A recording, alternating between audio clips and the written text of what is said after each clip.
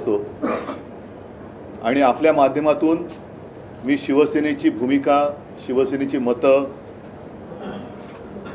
ही जनतेपर्यंत पोचवत असतो आणि मला खात्री आहे की आपण सुद्धा सर्व माध्यमं निपक्षपातीपणाने ही जी काही थोडीशी, मी काही लगेच विरोधी मतं नाही म्हणत, पण जनतेच्या हिताची जी आमची पण काही मतं आहेत ती तुम्ही महाराष्ट्राच्या आणि देशाच्या कानाकोपऱ्यात पोचवत असाल. आज मुद्दामून मी तुम्हाला एवढ्यासाठी बोलवलं कारण एकूणच महाराष्ट्रामध्ये हे जे सरकार आहे ते असंविधानिक आहेच, पण आता हे सरकार तरी आहे की नाही असा प्रश्न पडलेला आहे. कारण मुंबईपुरतं आधी बोलायचं झालं तर माझ्या तरी आठवणीमध्ये आजपर्यंत कधीही नव्हतं एवढं प्रदूषण हे मुंबईत आपण सर्वांनी अनुभवलेलं आहे. आणि त्याचं कारण काही तज्ज्ञांशी मी जे बोललो ते असं होतं की नियोजन शून्य विकास कामं, आणि त्याच्यामध्ये सगळीकडे धूळ आणि धुळदाण झाली होती.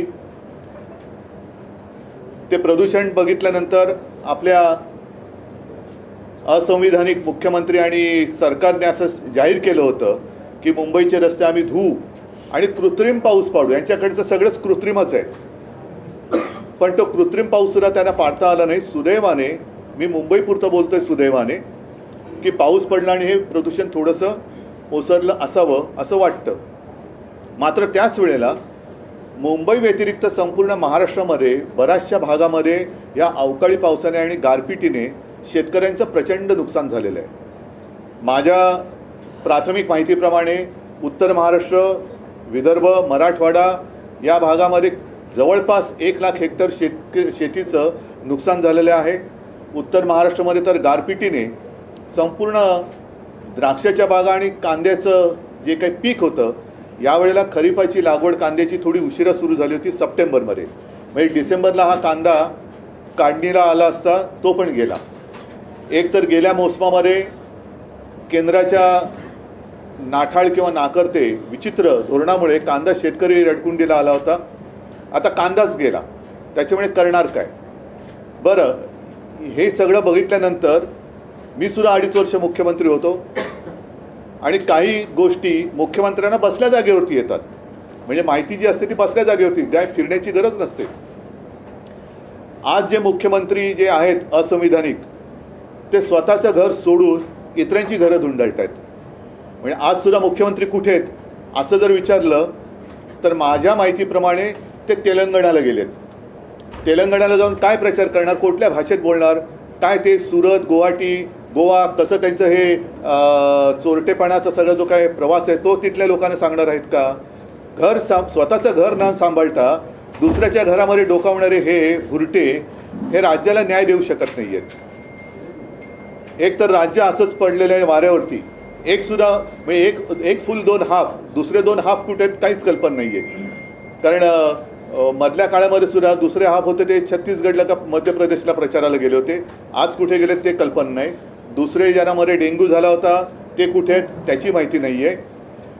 मग शेवटी ह्या राज्याचा मायबाप कोण आहे? विशेष म्हणजे मी जे मगाशी सांगत होतो की काही गोष्टी या मुख्यमंत्र्यांना माहिती मिळत असते. ती माहिती अशी आहे की साधारणतः गेल्या काही दिवसांपूर्वीच आपल्या हवामान खात्याने एक इशारा दिला होता की या काळामध्ये अवकाळी पाऊस होऊ शकतो, गारपीट होऊ शकते. काय केलं मंत्रिमंडळाने, काय केलं मुख्यमंत्र्यांनी? आपल्या कृषी मंत्र्यांनी असं मध्ये जाहीर केलं होतं, धनंजय मुंडे, की दिवाळीपूर्वी पीक विमा योजनेची अग्रिम रक्कम ही शेतकऱ्याच्या खात्यात गेली नाही तर मी दिवाळी साजरी करणार नाही. मला तर काय ते नंतर दिसले नाही. दिवाळीमध्ये फटाक्यांचा आवाज ऐकू आला, पण मुंडेंचा आवाज कुठे ऐकू नाही आला. त्यांनी कुठे फटाके वाजवले मला काही त्याची माहिती नाही आहे. मग शेतकऱ्यांना पीक विमा योजनेची अग्रिम का होईना रक्कम मिळाली का, त्यांच्या खात्यात जमा झाली का, मिळाली असेल तर किती मिळाली, किती जणांना मिळाली? आणि जी काही माहिती आहे ते काही जणांची तर थट्टा झालेली आहे. 20-20 रुपयाचे चेकसुद्धा मिळालेले आहेत. मग कारभार कुठे?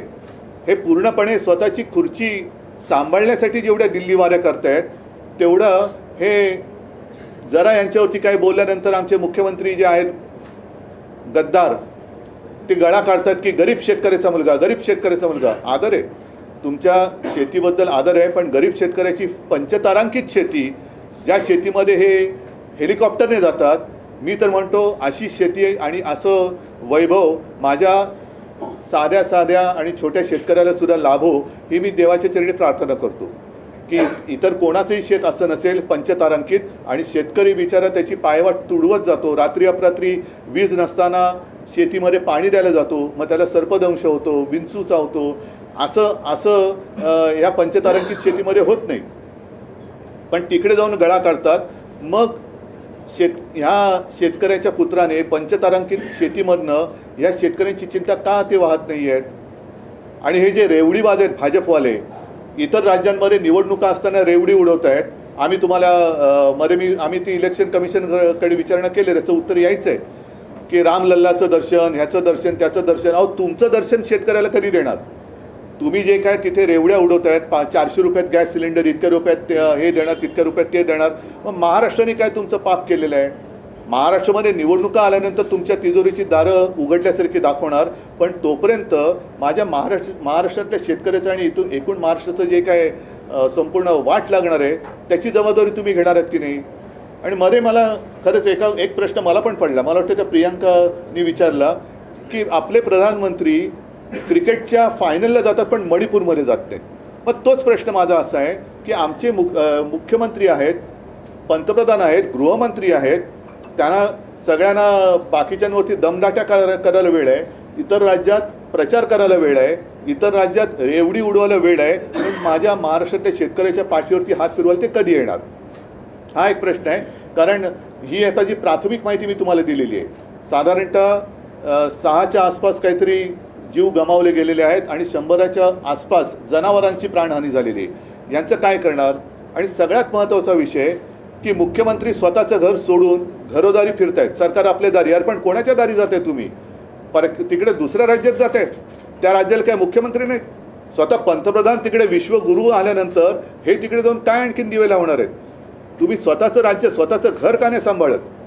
या शेतकऱ्यांना तुम्ही कधी मदत देणार आहात? आणि भाजपला सुद्धा माझा प्रश्न आहे की तुम्ही इतर राज्यांमध्ये जे काय सगळं मुक्तपणाने थापा मारतायत, त्या थापा आता आवरा. आणि महाराष्ट्रामध्ये आज निवडणूक नाही आहे, पण निवडणुकीची आम्ही वाट बघतो आहोत, संपूर्ण महाराष्ट्रात वाट बघतोय. तेव्हा मात्र तुमचं जे काय हे कुभांड आहे, हे कुभांड फोडल्याशिवाय महाराष्ट्र राहणार नाही. तुम्ही लवकरात लवकर तुमचं ट्रिपल इंजिन असेल, आणखीन किती इंजिनं लावायची ते तुमची तुम्ही बघा, पण त्या इंजिनातून थापांचे धूत न सोडता भरघोस मदत आजच्या घडीला जी गरज आहे ती माझ्या राज्यातल्या शेतकऱ्याला करा. आणि ताबडतोबेने मी तर म्हणेन आजच्या आज कॅबिनेटची बैठक घेऊन या सगळ्या परिस्थितीचा आढावा घेऊन ताबडतोब तुम्ही मदतीची नुसती घोषणा नाही तर मदत करायला जाहीर करा, मदत करायला सुरुवात करा. मधल्या काळामध्ये आपल्याला सर्वांना कल्पना आहे की पीक विमा ज्या काही देणाऱ्या कंपन्या आहेत त्या कंपन्यांवरती शिवसेनेने आंदोलन केलं. जर काही परिस्थिती सुधारली नाही तर मी तमाम शिवसैनिकांना सांगतो आणि शेतकऱ्यांना सुद्धा आवाहन करतोय, मी आपल्याला भेटीला येईनच. हे तर आता काय झालेलं आहे की थोडीशी नेहमी घडणारी घटना आहे की असं दुष्काळ आहे, त्याच्यात अवकाळी आहे. आम्ही मध्ये गेलो होतो दुष्काळग्रस्तांची त्यांना एक दिलासा देण्यासाठी. आम्ही जातो, दिलासा देतो, विधान भवनामध्ये विधानसभेच्या विधिमंडळामध्ये प्रश्न मांडतो, मोर्चे काढतो, पण सरकार ढिम्म राहतं. आता हे सरकार बदलण्याची वेळ आलेली आहे. मी सर्व शिवसैनिकांना सांगतो की जिथे जिथे शेतकऱ्यांचं शेतीचं नुकसान झालेलं आहे त्यांच्या बांधावरती जा, त्यांना दिलासा द्या आणि त्यांच्यासह तिथल्या जिल्हाधिकारी कार्यालयावरती जाऊन जिल्हाधिकाऱ्यांना जा विचारा की तुमच्याकडे नक्की सूचना आल्यात तरी काय, पंचनामे जे पूर्वीचे राहिलेत आत्ताचे पंचनामे कधी करणार. कारण आजच एक बातमी आली आहे, कृषी मंत्र्यांनी आपले जाहीर केले की आम्ही वस्तुनिष्ठ, आता कोणती वस्तू आणि पहिली निष्ठा कोणाची तुमची ते सांगा. ज्याची निष्ठाच कोणावर नाही तो वस्तुनिष्ठ माहिती घेऊन काय जाहीर करणार. त्याच्यामुळे या शेतकऱ्यावरती मी दया दाखवा असं म्हणतोय, करुणा दाखवा असं म्हणत नाही, दया दाखवा आणि लवकरात लवकर शेतकऱ्यांना मदत मिळवून द्या. सर, तुम्ही देखील जाणार आहे का बांधावर शेतकऱ्यांच्या? बघा, मी जाणं हा भाग आलाच, तेच मी तुम्हाला सांगतो की आता ओघाने आलंच. आम्ही जातो, शेतकऱ्यांना, शेतकरी बिचारे धाय मोकलून रडतात. पण कालसुद्धा एक मंत्री गेले असताना शेतकऱ्यांनी त्यांना विचारलं की तुम्ही काय मदत करणार असाल तर या, फुकाच्या गोष्टी करायच्या असेल तर निघून जा. ही जबाबदारी सरकारची आहे. आम्ही तर जाऊच, पण पहिले सरकार म्हणून जर अस्तित्वात आहे की नाही ह्याचा कुठेतरी सोक्षमोक्ष लागला पाहिजे. कारण हे आपलं घरदार वाऱ्यावरती सोडून दुसऱ्यांच्या घरामध्ये जर प्रचाराला जात असतील तर मग हे उपयोग काय? ह्या मुख्यमंत्र्याचा आणि उपमुख्यमंत्र्याचा उपयोग काय राज्याला? घर सोडून दुसऱ्याची घरं तुम्ही म्हणजे त्यांची पण बरबादीच करायला जातात थापा मारून. आज बघितलं तर मला वाटतं कुठे तेलंगणात गेलेत वाटतं का महाराष्ट्र उघडा पडलाय, महाराष्ट्राच्या वरती गारपीट झालेले आहे, मृत्युमुखी पायी पडलेत, शेतकऱ्यांची वाताहत झालेली आहेत, घरदारं उद्ध्वस्त झालेत आणि तुम्ही प्रचाराला तिकडे जातात. लाज नाही वाटत? मग मी हे बोलल्यानंतर स्वतःच्या पंचतारांकित शेतीमधनं पुन्हा हे सांगणार की गरीब शेतकऱ्याचा मुलगा मुख्यमंत्री झाला. 2 दिवसात 16 ते 17 जिल्ह्यांमध्ये जे आहे ते गारपीट आणि अवकाळी पावसाचं नुकसान झालंय आणि त्यावरती शासन लक्ष ठेवून असं धनंजय मुंडे कृषी मंत्री म्हणजे काय करतंय नेमकं काय? आधी तुम्ही लक्ष ठेवून आहात. पहिलं तुम्ही जी घोषणा केली होती गेल्या 1-1.5 वर्षामध्ये जेवढी जेवढ्या नैसर्गिक आपत्त्या आल्या त्याच्यात खरोखर किती मदत केली? साधी गोष्ट आहे. आमचं सरकार यांनी गद्दारी करून पाडण्याच्या आधी जो आमचा अर्थसंकल्प जाहीर झाला होता त्यावेळेला जी कर्जमुक्ती आम्ही केली होती त्यातली एक शेवटची गोष्ट राहिली होती, कारण करोनाच्या संकटात अर्थव्यवस्था डगमगली होती. पण त्याही काळात याच शेतकऱ्यांनी आपली अर्थव्यवस्था तारून धरली होती आणि 50,000 रुपये एक प्रोत्साहनपर राशी नियमित कर्ज परतफेड करणाऱ्याला आम्ही जाहीर केली होती, द्यायला सुरुवात झाली होती. तिचं आता पुढे काय झालं ती सुद्धा देत आहे की नाही? दुष्काळग्रस्त भागामध्ये तुमचे पंचनामे झालेत की नाही? झाले असते तर मदत किती दिली? पीक विमा योजनेचे किती पैसे दिले गेले? आता अवकाळीचे पैसे तुम्ही कधी देणार? लक्ष ठेवणार ते लक्ष ठेवेपर्यंत तुमची जायची वेळ आली. आता या 1-2 महिन्यामध्ये सुप्रीम कोर्टाचा निकाल लागल्यानंतर लोकशाही आणि संविधानाप्रमाणे निकाल लागेल आणि तो लागला तर यांचे हेच जातील. मग हे कुठे हे कोणाच्या लक्षात पण येणार नाहीत कुठे. उद्धव जी, 6 लोगों की मौत हुई है, 100 जानवरों की अब तक मौत हुई बेमौसम बरसात से. मुख्यमंत्री तेलंगाना के प्रचार में व्यस्त है. शिवसेना की क्या भूमिका है? मैंने यही कहा ना कि अपना खुद का घर जो संभाल नहीं सकते वो दूसरों का घर क्या संभालेंगे? आज अपना घर मतलब महाराष्ट्र, मेरा महाराष्ट्र, अपना महाराष्ट्र, वो संभालने की ज़रूरत है. कुछ काश्तकारों की जान गई है. 6 लोग आपने जैसे कहा कि उनकी जान गई है. 100 के आसपास उनके जो जानवर होते हैं, गाय होती है, भैंस होती है. गौवंश हत्या बंदी, इसमें जो मर रहे हैं उसका आप क्या करेंगे? और ऐसी स्थिति में मुख्यमंत्री दूसरी राज्यों में जाकर दूसरे पार्टी का प्रचार कर रहा है. ये बाला साहब के विचार नहीं थे ऐसे. ये बाला साहब के विचार और ये हिंदुत्व हमारा हिंदुत्व नहीं है. ऐसा हिंदुत्व नहीं है कि घर में तबाही है और दूसरे घर में आबादी के लिए आप जा रहे हैं, अपनी वोटों की आबादी बढ़ाने के लिए. जिस तरीके से मुख्यमंत्री ने कल कहा कि हमने सभी जिलाधिकारियों को सूचित किया है कि सभी पंचनामा करें और उनको मदद देने को लेकर, क्या आज तक क्या किया बताओ ना? और ये कोई इंसानियत नहीं होती है. सिर्फ सूचना देने की आवश्यकता है और आप वहाँ जाते हैं तो आपकी ज़रूरत नहीं है राज्यों को. त्यांना पाणी पाहिजे. आपकी मतलब उनकी क्या आवश्यकता है? तो जिलाधिकारी है ना, वो संभालने के लिए है. तो इन्हीं लोगों ने कोरोना के समय में काम किया था ना, तो वही संभालेंगे राज्य. किसानों का पूरा मुद्दा छोड़कर इस समय जिस तरीके से महाराष्ट्र के भीतर जाति मैं इस विषय में नहीं जाना चाहता. इसके लिए ये बड़ा मुद्दा अलग है. लेकिन आज के दिन सभी जो काश्तकार है, जो सभी को अपना अनाज, अपना पसीना बहा के और खून पसीना एक कर पूरे देशवासियों को अनाज देते हैं, वो आज संकट में. उसके लिए आज सरकार मेरी जगह पर नहीं है. महाराष्ट्र में सरकार ही नहीं है, सब प्रचार में व्यस्त है. और यही मैं कह रहा हूँ कि दूसरे अन्य राज्यों में भाजपा के नेता प्रधानमंत्री से लेकर सभी रेवड़ी दे रहे हैं. तो महाराष्ट्र में ऐसा कौन सा गुनाह किया है, कौन सा पाप किया है कि महाराष्ट्र में आते ही नहीं? क्रिकेट के फाइनल के लिए जाते हैं, तब भी चुनाव था ना. तो चुनाव प्रचार छोड़कर क्रिकेट के फाइनल के लिए अगर प्रधानमंत्री जाते हैं तो मेरे महाराष्ट्र में आते क्यों नहीं है? और महाराष्ट्र ने ऐसा कौन सा गुनाह किया है कि आप काश्तकारों की ओर देखते भी नहीं हो?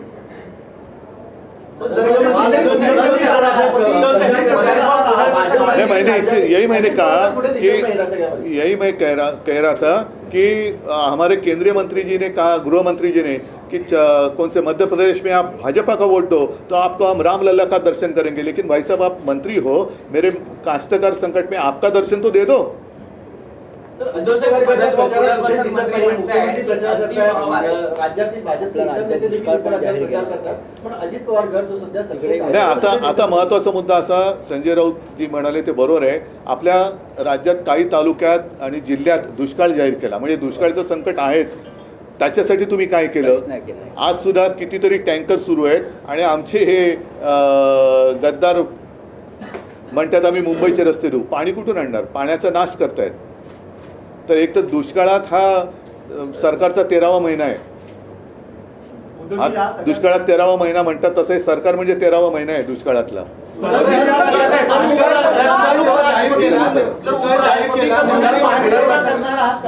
मदत व पुनर्वसन मंत्री ठिकठिकाणी जाऊन पाहणी करतात आणि ते म्हणतात की नाही, आता त्यांच्या बरोबर जे गद्दार गेले त्यांचं पुनर्वसन करायचं कसं, त्यांना कशी मदत करायची, हाच एक मोठा भाग झालेला आहे. ते जनतेची काय मदत आणि पुनर्वसन करणार? आपण कॅबिनेट लेवलची मागणी केली आहे, मात्र मागच्या वेळी जेव्हा दुष्काळ जाहीर केला त्यावेळी ते जे तालुके जाहीर केले होते त्या तालुक्यातले प्रतिनिधित्व करणारे आमदार किंवा मंत्री त्या बैठकीला नव्हते. मग आता कॅबिनेट जरी नाही, मला आता याच्या जास्त खोलात जायची गरज नाही. पुन्हा मी एकच मुद्दा सांगेन की आज माझ्या राज्यातला शेतकरी संकटात असताना, गारपीट अवकाळीच्या संकटात असताना, जो माणूस स्वतःच्या घराची काळजी न करता बेपर्वाईने दुसऱ्या पक्षाच्या प्रचारासाठी दुसऱ्या राज्यात जातो, असा माणूस राज्याचा कारभार करायला नालायक आहे आणि अशा माणसाने सत्तेवर राहण्याचा त्याला अधिकार नाही आहे. मग ते कोणी असो, त्यांनी राज्याचा मी अमुक आहे हे बोलण्याचा त्याला अधिकार नाही आहे. सर, एक सवाल है, राष्ट्रपति मुंबई में थे, उन्होंने मोदी को युग पुरुष कहा है. नहीं, मैं उनके लिए उनकी नज़र से वो ठीक रहेगा, बाकी जनता बहुत बड़ी है. चलो, धन्यवाद. जय हिंद, जय महाराष्ट्र. या संदर्भात तुम्ही रस्त्यावर पुन्हा उतरणार असं समजा. नाही, ठीक आहे. आता बोलले थोडं